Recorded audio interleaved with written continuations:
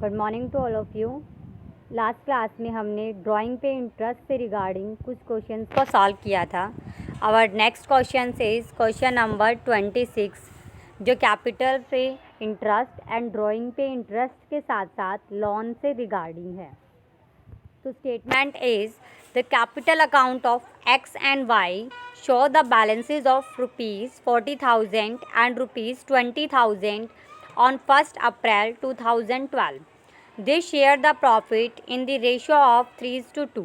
उनका रेशो क्या है आपका 3:2. They are allowed the interest on capital as the 10%. Capital पे इंटरेस्ट पे करना है, that is 10%. And charge are interest on drawing 12%. Drawing पे इंटरेस्ट चार्ज करना है आपको 12%. X also advance a loan of 10,000 to a firm on the August 2012.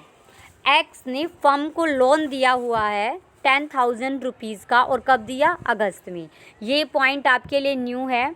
Remember, जब भी कोई पार्टनर फर्म को लोन देता है तो ऐसे में फर्म जो है उसके लोन पे इंटरेस्ट पे करती है। तो जब भी कोई फर्म लोन पे इंटरेस्ट पे करेगी तो ऐसे में फर्म का जो प्रॉफिट है वो कम हो जाता है। अब क्वेश्चन अराइज होता है कि लोन पे इंटरेस्ट जो है वो किस रेट से देंगे। अगर क्वेश्चन में स्पेसिफाई है कि लोन पे इंटरेस्ट इस रेट से देना है, दैट इज़ इनफ। बट अगर क्वेश्चन में मेंशन ही नहीं है कि लोन पे कितने % इंटरेस्ट पे किया जाएगा, तो ऐसे में लोन पे इंटरेस्ट हम चार्ज करेंगे 6%। तो ऐसे में फर्म्स को लोन पे इंटरेस्ट 6% देना पड़ेगा। किस अमाउंट पे? 10,000 पे। 10,000 इंटू में 6%, और कब दिया उसने लोन फर्म को? अगस्त में। तो अगस्त, सितंबर, अक्टूबर, नवंबर, दिसंबर, जैन, फेब, मार्च, क्योंकि अकाउंट कब क्लोज होते हैं? 31 मार्च को। तो अगस्त से लेके 31 मार्च तक आपके 8 मंथ होते हैं। तो ऐसे में फर्म को 10,000 पे 6% और 8 मंथ का पे करना पड़ेगा लोन पे इंटरेस्ट।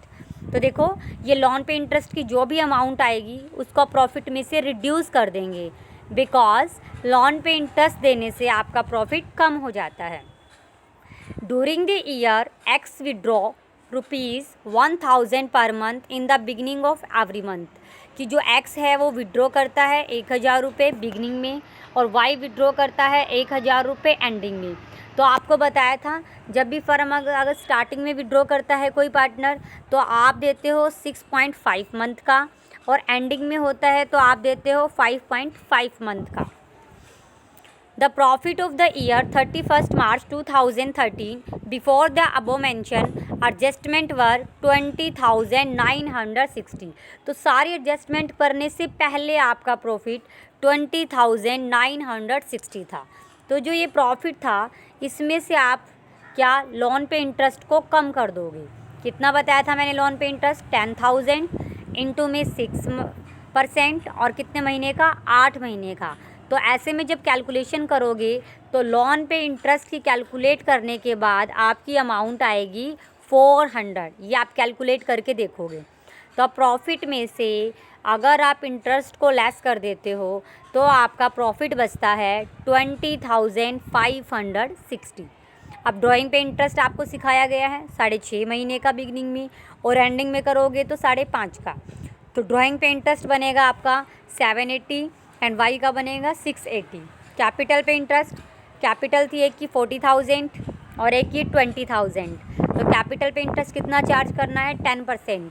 तो एक की कैपिटल पे इंटरेस्ट आया आपका 4,000, और सेकंड पे आया आपका 2,000। तो टोटल हो गया आपका 6,000।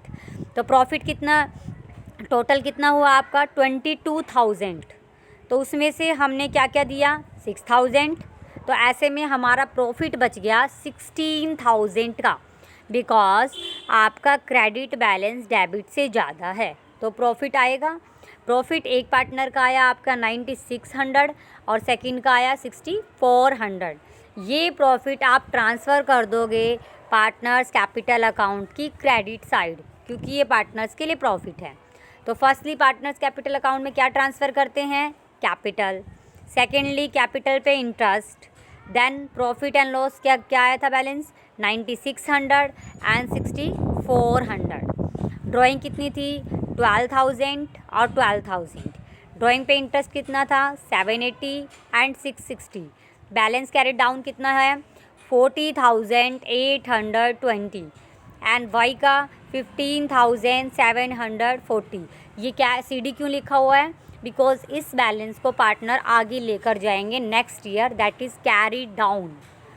अब क्वेश्चन अराइज होता है कि कैपिटल पे जो इंटरेस्ट आपने लगाया है वो तो सिंपल था, बट जब ड्राइंग पे आप इंटरेस्ट लगाते हो तो आपको बिगिनिंग और एंडिंग का सिखाया गया है। बट सेकंड मेथड ये भी है, थोड़ा लेंथी है, कि आपको कितने मंथ का है, अप्रैल से लेके मार्च तक काउंट करना है। बिगिनिंग में किया है तो स्टार्टिंग में 12 मंथ, 11, 10, 9, ये अल्टरनेटिव मेथड है, आप इसको भी यूज़ कर सकते हो। But simple method and best method यही रहेगा 6.5 महीने का और 5.5 महीने का। आई होप सबको समझ आ गया होगा। आप काउंट्स को तभी समझ सकते हो और इजी बना सकते हो जब आप इसकी डेली प्रैक्टिस करते हो। कोट पता है ना आपको, practice make a man perfect. तो अगर आपको परफेक्ट बनना है 12th में तो आपको डेली प्रैक्टिस करनी पड़ेगी। अकाउंट्स एक बहुत इंटरेस्टिंग सब्जेक्ट है अगर आप इसको डेली रूटीन में करते हो और इजी सब्जेक्ट है। Thank you.